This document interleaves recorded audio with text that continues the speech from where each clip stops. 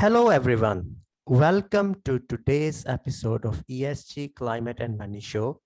Today, we have a very special guest. He can be described in many different ways, but let's say he have 360-degree experience of ESG, and he's very motivated to talk about the engagement aspect of the ESG part, but also he have many other aspects. But I wouldn't um, take too long, and I will just say thank you, Nawar, for taking time to come in the show. And now, can you please introduce yourself a little bit? Thank you. Yeah, well, thank you, Sunny, and thank you for this kind of introduction. I mean, just to echo your point, I'm certainly very passionate about the ESG space and very passionate about engagement.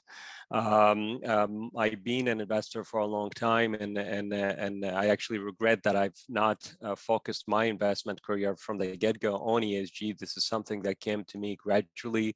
My investment career initially focused on shareholder activism. I would say in the traditional sense, where you focus on corporate strategy and unlocking value in that way. Ultimately, it expanded into corporate governance, and then I started engaging on the E and the S side, and decided to dedicate my investment career to ESG integration and ESG engagement. And I'm very glad that I'm with you here today, and hopefully we can have a good conversation about the challenges and the opportunities in this space. Thank you, Nawar. This was very kind of you that you participated here again. Thank you. The thing is, let's discuss about the challenges part, because this is kind of a question I normally ask almost to all the guests in on this podcast, and that is, what do you think? What are the challenges today for the ESG industry? What is holding it really back? I will explain it a little bit more. Like, for example, people say in this engagement space, it is really just that red pill, which can really solve everything. The big funds, the big sovereign funds are even coming out and saying, oh, we engaged with 3,000 companies, 6,000 companies. We did that, we did that. There are initiatives out there, and people are kind of engaging with the energy companies. And then next day we hear, we get a paper from somewhere and they say it's not working out. You are also one of those people who are saying it's not working out. What do you think? What are really the challenges apart from also the engagement space? Well, I mean, that's an important question, and it's a hard question to answer because there are many challenges. But let me start with just a broad picture on ESG and what's the challenge. The biggest challenge in the ESG space today, as I see it, in my opinion, the biggest challenge in ESG is that there continues to be a level of tension between the fiduciary responsibility of financial institutions to generate financial returns and their desire to improve the sustainability performance of their portfolio companies. Now, despite the fact that there is a lot of empirical evidence that companies that have good sustainability performance are more profitable, are more sustainable, we still struggle with capturing that performance and developing a set of metrics that I call interchangeable metrics that are both financial and sustainability metrics that can capture this performance and ultimately help integrating it in an investment or a trading strategy. There has been some efforts, for example, SASB, that focuses on financial materiality. It's a key effort to kind of link sustainability and the financial side. But the problem with SASB, it's a static approach to sustainability, and sustainability topics and ESG topics are increasingly being looked at as dynamic in nature. What is important for a given company in a given industry at a certain point in time will likely change over time, and that is not easily captured in a standard framework. So that adds the level of complexity. And the other complexity, we often talk about double materiality in terms of how sustainability impacts the company, but how the company impacts society. That's a further complication because sustainability issues are not a mirror image of each other externally and internally. And so that adds to that renders the challenge yet more complicated. Now, having said that, there are some great minds and great people working on solving these challenges. So I'm confident we'll ultimately overcome them, but we have to be aware of them in order to address them properly. So that's on the broader side. I don't know if you want me to jump on the engagement side or if you have any follow-up on that particular topic. Yeah, I see that, of course, also watching your LinkedIn feed quite often, I see it's also, you debate on these topics quite a lot, and you're very passionate, of course, especially for the investor engagement side of the things and what is the solution. But what do you think? You were in one of your articles recently, you were talking about also shadow engagement, in quite a detail. I have read that, but for those people who haven't read, what is this concept of shadow engagement, and what do you think about the overall future of engagement? Even you can take into account these things like software. People are building the software where you can track the activity of engagement. Do you see any future in that? That's my overall umbrella term question in a way. No, I mean, sure. I think that's obviously that's an important topic, and you correctly stated it. It's something I've been focusing on for a long time. I'm a deep believer that responsible capital has a critical role to play in improving the sustainability performance, not just of companies, but of sectors and of the economy overall. And directionally, the industry is increasingly focusing on engagement. The problem we have is that we actually don't have proper tools to engage with companies. And engagement is often a fluid and a misunderstood concept in the mind of many of the institutions that practice it. And this is, by the way, this is supported by data. If you look at an important piece of research that was published in 2020 by the European Governance Institute, they basically found out that 25% of corporate engagements are successful, or institutional engagements are successful. That's a very low success rate. If you look at the latest CA 100, the Climate Action 100 Plus progress report for the performance of the companies that these institutions are engaging with, and this is a landmark venue to engage with companies. You have 60 or 70 trillion dollars of assets standing behind this initiative. They're engaging with 166 companies over the last 4 or 5 years. And what do you have? 0% of the companies they engage with have their capex aligned with net zero. 0%. And only 5% of them are partially aligned. And if you're not putting money into whatever you're doing around climate, then it will not be that effective. But it's not to discount the fact that governance is important and commitments are important, and thinking about it and changing culture, but ultimately got to put capital to turn your company into a sustainable company, and that this is not happening. So the reason I came with that concept, which I call shadow board engagements, is one of the key problems I've identified working in large financial institutions is what do you have actually on the institutional side in terms of people managing these engagements. In most cases, you have junior level analysts looking at hundreds of companies and using maybe data sources like MSCI or Sustainalytics to quickly try to understand what's wrong with a given company. They may put an hour or 2 hours into it, and then they will escalate their conclusion to the senior engager or their director, who will talk to that company. The problem is you can't really understand corporate strategy in 1 hour or 2 hours by looking at a handful of metrics. A company has a dedicated board of directors looking at its strategy. And on the other institutional side, you have somebody who spent a couple of hours and trying to tell that company what to do.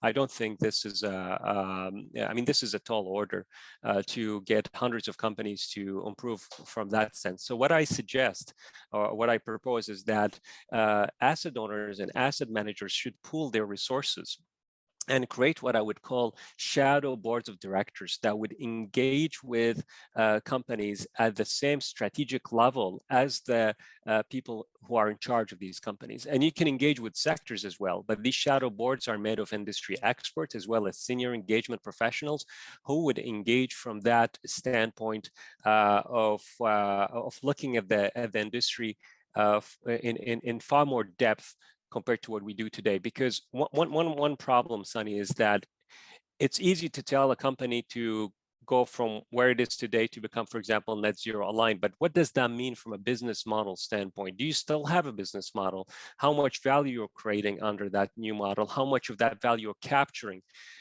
These questions are not being discussed nearly enough on the institutional side, and that's why you end up with this logjam where there's not enough progress. So that's one of the solutions I have. There are other solutions. I'm trying to put together a deck to make a few proposals for industry to move forward on this issue.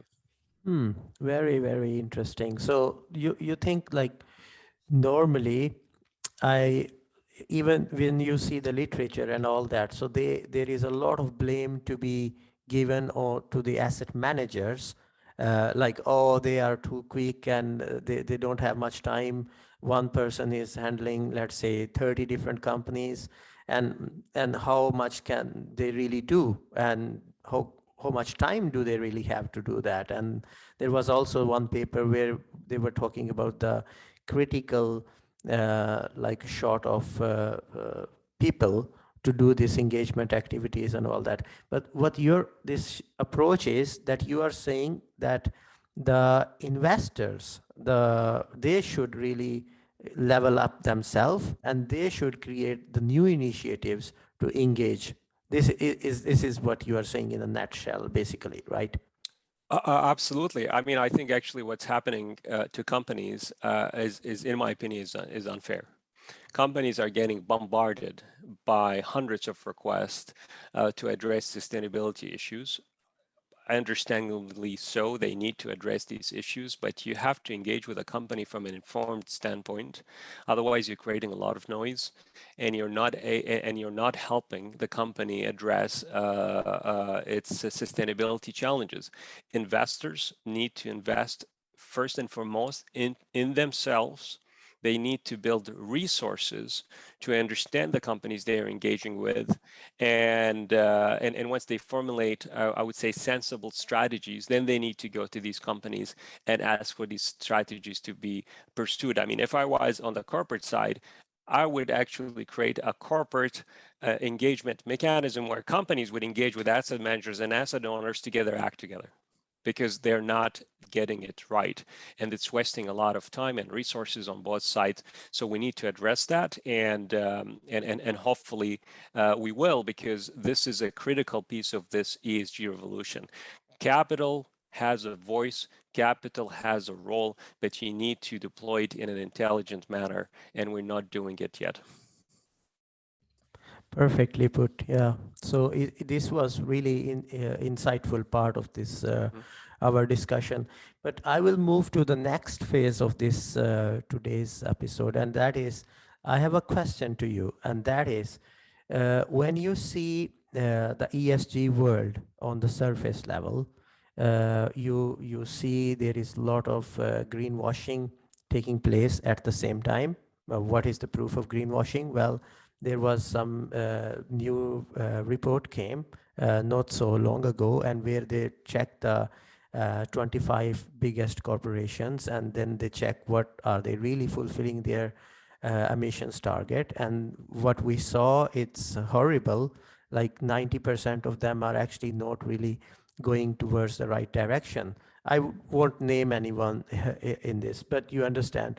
So this is the problem. And once you are no, the challenge is for many of the people who are probably also the listeners of this podcast, they come from very the background where they are really kind of looking looking the way that how can they really contribute in a way towards the planet, lead a very meaningful life. They are sick of their kind of their corporate environment where they don't see those changes. What is your advice for this type of people?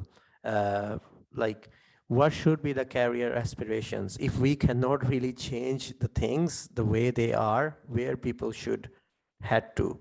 What is the solution? I mean, I certainly don't want people to be discouraged. I don't want them to cease pursuing a sustainability career or an ESG career because they hear of greenwashing or inability of us to that there's not enough progress.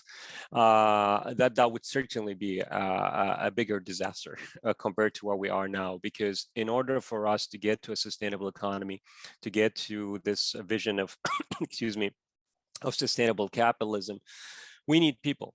We need passionate people, but we also need informed people. We need people who have the talent to understand how to manage two disciplines at once. One of the challenges we have in this industry is that sustainability by its nature is interdisciplinary. So you have to understand many things at the same time. But you have often people who understand one side of the issue and not the other side of the issue. That happens within corporations, happen within asset managers, where you have groups within these entities that are very passionate about the sustainability transformation.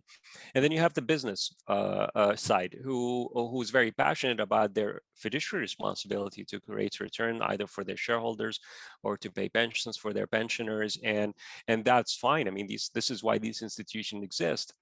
The challenge is, how do you get these two people to work together? Because the sustainability crowd, let's call them, in that sense, they need to understand that companies have to be financially sustainable as well. They just can't be sustainable, period. Ultimately, they will fail. And if they will fail, we'll have no economy, and there are social consequences that come with that. And the business crowd, if I can use this term, obviously need to understand that there are externalities which, if they don't manage properly, they ultimately they will destroy their business. So both sides are ultimately leading or racing toward a failed model if they don't cooperate together. And for that to happen, you need to have an open mind. You actually need to listen with your counterparty, or you need to sit down with your colleague who may have a different opinion on you, from you, either on the sustainability and business side, and find out how to merge these two values together, because they are mergeable. I mean, that's, if you read my LinkedIn, Sunny, everything I write, I always take in consideration the two sides of the spectrum, because I do see this as an amazing opportunity. Forget about sustainability for its own sake. Let's put the greed hat on. The sustainability revolution is the biggest business opportunity I've seen in my career since the birth of the digital economy back in the 1990s. If you're not looking at it from that lens, if you are enduring that sustainable transformation, then you're missing out. You're basically running an analog business in a digital economy, and you would have been wiped out if you didn't update your practice and adopted a digital approach to running and managing your business and competing in a digital world. That's the same with sustainability. It's a business problem. So you could be a business person who doesn't have to have the passion or the love for sustainability, but if you just manage it from that perspective, I think you will reach an outcome. And I think once this realization is achieved, I think the world will flip into a sustainable model. So I don't want anybody to lose hope. I think the greenwashing we have now is good, and it's funny enough. People, find it strange when I say it's good. And I think it's good for two reasons. The first reason is that greenwashing actually helped with regulation, in the sense that if companies are all saying sustainability is great, we're doing this sustainability, they're actually giving the politicians more and more power to actually institutionalize sustainability, where ultimately they will have to do the real thing for real. So they don't understand. So you think it's a good thing that the regulations should become more stronger? Because I see in the ESG community is a big divide on this thing. So you are, which camp do you represent in that debate? Tell me, please. Well, yes, okay. I'll get back to this regulation point, but just to add to the second point, why I think the fact that we're talking about greenwashing is good. I think it's good because you can't solve a problem unless you talk about it. The fact that we're talking about it, that means people are aware of it, and we are going to address it. I'm not worried that greenwashing is here to stay. Greenwashing is a temporary phenomena that we are going to wipe out fundamentally from a business perspective, and we're going to wipe out from a regulatory perspective. Now, regulation needs to get tougher. The problem with people who say regulation needs to get tougher, they don't understand how the sausage is made. Making regulation is a very complicated process. There are many parties, there are many different groups and different interest group, and you have to kind of find a balance to address all these things, because if you're a politician, your biggest worry is getting elected the next day after you get elected. So you have to manage from that perspective. Now, people may say, well, you know, that's short-sighted. We need politicians to lead and be more aggressive. Yeah, yes, we do need them, but there's also a reality we have to contend with. So I do think if I was a smart politician and I understand the corporate sector is playing the greenwashing game, I would just basically call them on it. I say, well, you're talking about ESG and sustainability. I'm going to now create the regulation to make sure that this is real. And that's how we start kind of using these greenwashing messages to advance the political, potentially political program that is real around sustainability. But it's I mean, that's the way it is. It's not a clean transformation. We're not going to go from our current state of affairs to a sustainable state of affairs easily. There are interests that will push against it. We have to push back, and I'm confident we will win. But it will be, for me, it's a marathon. It's not a sprint. Yeah, this is really what you said in the last. It's really beautiful. It is for the long haul. It's a long game. It's a marathon, and I completely agree. And I would like to reflect a little bit. You probably also biggest fan of Reimagining Capitalism by Rebecca Henderson, and the way these things are, we have to really reimagine the whole game. And this is really, of course, we are saying bye-bye to the old system, and the new system will take place. But before that, there will be some issues, and we are going through that. And I really agree with your overall, I mean, this was really eye-opening, the way you said, like greenwashing, it's actually a good thing at this point. So it is nice. But we are running out of time, because we normally have 20 to 25 minutes of episodes. I would love to keep speaking with you, but maybe another time. But thank you very much for appearing today on this episode. I'm so glad, and I learned a lot, and I hope other people who will listen to this episode will also learn a lot. Thank you very much, Nawar. Thank you. Thank you, Sunny. It's been a pleasure, and thank you for inviting me. And I wish you the best of luck with an amazing broadcast you're putting together, and hopefully some people find my contribution of value. Thank you. Thank you again, Nawar.